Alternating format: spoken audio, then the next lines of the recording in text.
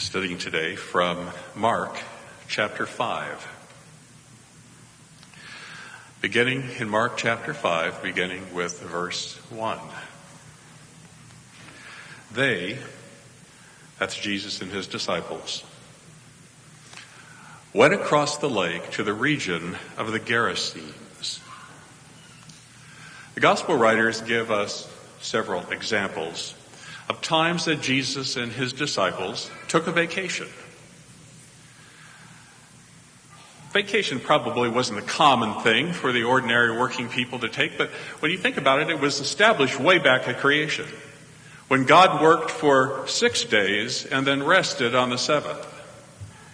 We would assume that God didn't need any actual rest, but he knew when he created the week that we would.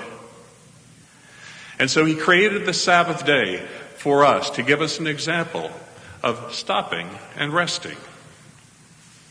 Even more, God knew that working all the time is spiritually enervating. If you lose your spiritual footing, if you don't ever have a change of pace, it's like trying to drive while you're talking on the cell phone. You can do it, but you're not going to do either one very well. You have to stop working now and then in order to see God a little bit more clearly. Jesus had his disciples take their boats to the other side of the Sea of Galilee. Fortunately, he had several fishermen in the group, and they had boats, and they loaded everybody up, and they went across the sea. Sea of Galilee is actually not a salt sea. It's an inland lake. The west side of the Sea of Galilee is Jewish territory, occupied at that time, of course, by the Romans.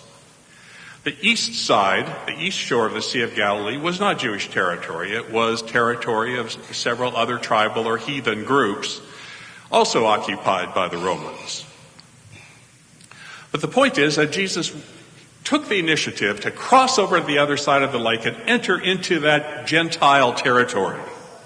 This is one of the early hints that we have that Jesus never intended to confine himself to just the Jewish people. He gladly took his ministry beyond the borders of Israel very early on and went out to meet the Gentile people. Mark chapter 5, verse 2. When Jesus got out of the boat, a man with an evil spirit came from the tombs to meet him. This man lived in the tombs, and no one could bind him anymore, not even with a chain. For he had often been chained, hand and foot, but he tore the chains apart and broke the irons on his feet. No one was strong enough to subdue him. Night and day among the tombs and in the hills, he would cry out and cut himself with stones. Today, we would call this man severely mentally ill. Now, this congregation, I don't know if all of you know this or not, but this congregation had its very first worship service in the lobby of a mental hospital. No reflection on the congregation today. It's just where we started. And our first elder of the very first church was a psychiatrist. So you should be interested. And a lot of our people through the years, health care givers for the mentally ill. So you should be interested in the method of treatment that is prescribed here for the mentally ill people. You tie them up in chains and you turn them loose in a graveyard. Some treatment, huh? That was the accepted treatment for thousands of years because people had no insight into mental illness. Very often, that's how they were treated.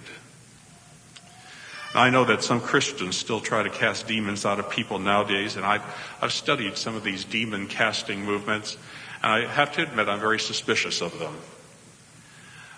A lot of noise, a lot of shouting and praying, but I suspect very often no real help. Because too often they try to cast demons out of people who really need medical help. I see no conflict between the Bible's description of this man's illness as demon possession and what we would today call mental illness. Who is, after all, responsible for illness? Who's responsible for physical illness, mental illness, all kinds of illness? It's the devil and his angels, right? So saying that this guy is possessed by demons means that Satan's angels are responsible for his psychosis. Verse 6. When he saw Jesus from a distance, he ran and fell on his knees in front of him. He shouted at the top of his voice, "What do you want with me, Jesus, Son of the Most High God? Swear to God that you won't torture me." For Jesus has said to him, "Come out of this man, you evil spirit." Are there ever things that you want to do and don't want to do both at the same time? You know what I'm talking about? I think all of us have things like that in our lives. I want to go to the dentist so that my teeth are cared for, but I really don't like going to the dentist and have Dr. Dawn stick her hands down in there and pry around on my teeth. It isn't fun. I want to do it and I don't want to do it.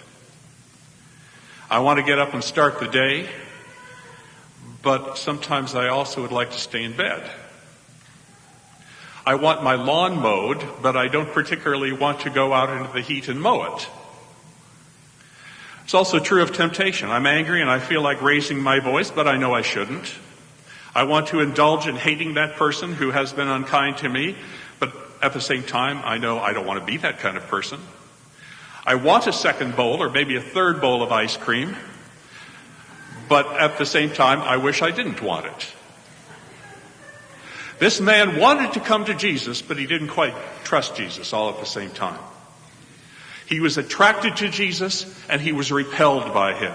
He recognized him as the Son of God, but he was afraid that Jesus would cause him pain if he got too close.